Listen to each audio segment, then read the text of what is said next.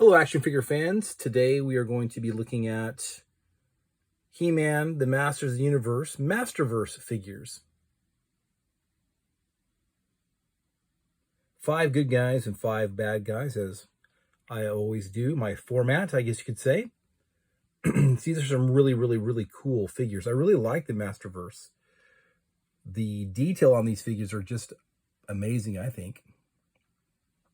Okay, so that's the figures that we're going to look at. So, as always, coming back over here, first one we have, this is not the cartoon version of He-Man. This is the live-action 1985, I believe, movie.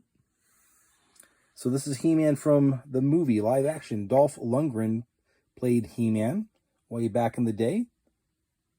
And it's a good-looking figure. Really close to what he looked like in the movie.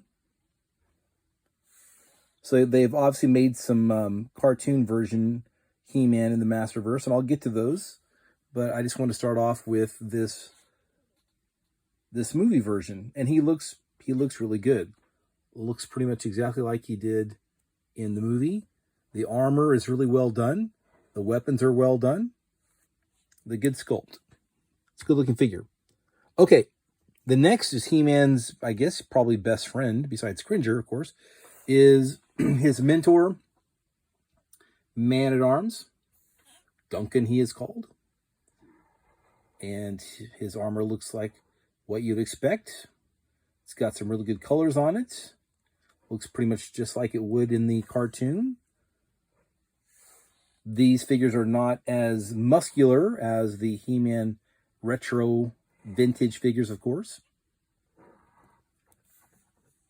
So he looks really good. That is a good Man-at-Arms figure. And I like it. Okay, Ram Man was always one of my favorites.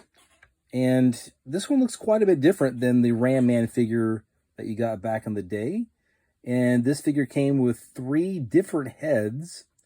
And you can take this this armor piece off here to make him look more like the vintage and have more of a vintage style head. But I kind of liked the different look to him. He's a good looking Ram Man. And one of the things I like about this line is that it's different than the vintage line. Besides the size difference, and they're not quite as muscular, I just like these small differences in these figures from the vintage. And this is a good example. And he looks really good, I think. Okay, Ram Man. Okay, moving along to Roboto, one of my favorite figures from the vintage line. And this one right here comes with these 2 energy blades or swords. I'm not quite sure if that's from a toy, or from a cartoon or something like that. But there you go. He looks fairly good. I don't think this is a great Roboto figure by any means. But he's not bad.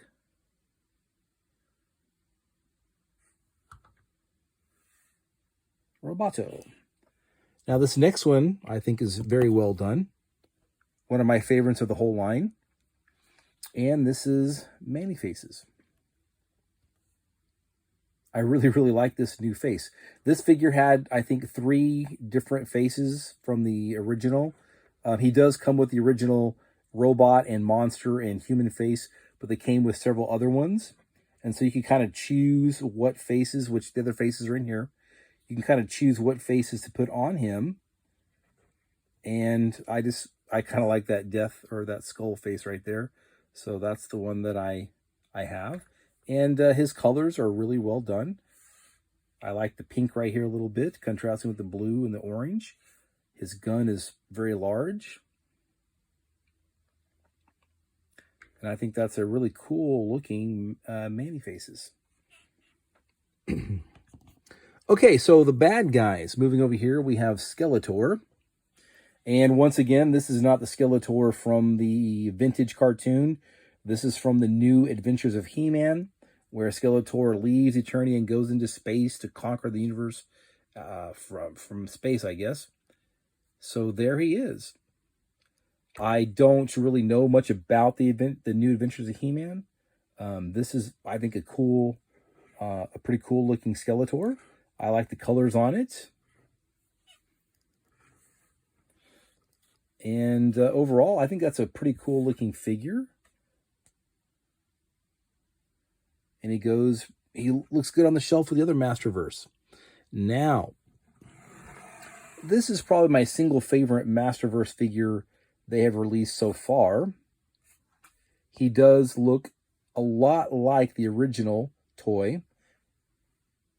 And of course, Trapjaw was my favorite vintage figure. So that's probably why I like this one so much. He looks very vintage.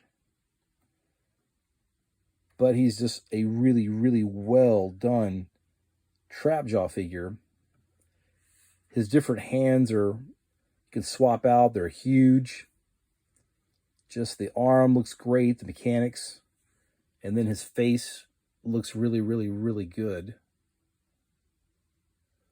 He's almost a scary looking figure. So far in this great line, this Masterverse, this is my favorite one. A close second, though, this figure right here blew me away when I ended up getting it. I always liked Webster. Thought it was a cool figure. But this figure, wow. First of all, I really, really like that blue. It just captures him so well. And that face sculpt is something else. And he's got these extra little appendages here on his backpack. And man, is that a good looking Webster. Look at those glowing red eyes. Man, that's a good figure. Like I said, that's probably my number 2 from this line. Trapjaw number 1, Webster number 2. He looks fantastic. This one right here is a fantastic figure as well. This Clawful, he just looks great. He's big, he's mean looking. He's got some extra armor on him that the original doesn't have. And that claw is just massive like it should be. Man, that's a nice figure. Not quite as good as Trapjaw or Webster. I think he's just like right there below them. But what a cool looking figure. The detail on him is really, really good. And like I said, you can close that claw up if you want. All right. The last figure over here is almost as good as Trapjaw and Webster.